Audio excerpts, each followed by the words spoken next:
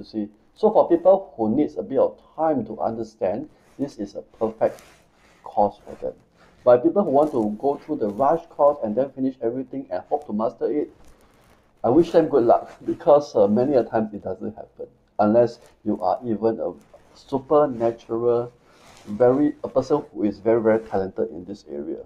I can tell you, even people who learn feng shui for 20 years, when they come to my classes, then they understand the whole logic about it, and they can learn everything within a very short period of time. Not 2 days, 3 days, but 3 months down the road, 6 months down the road, they are able to kind of really understand the concept. I challenge those people who really go for the 2 day, 3 day course.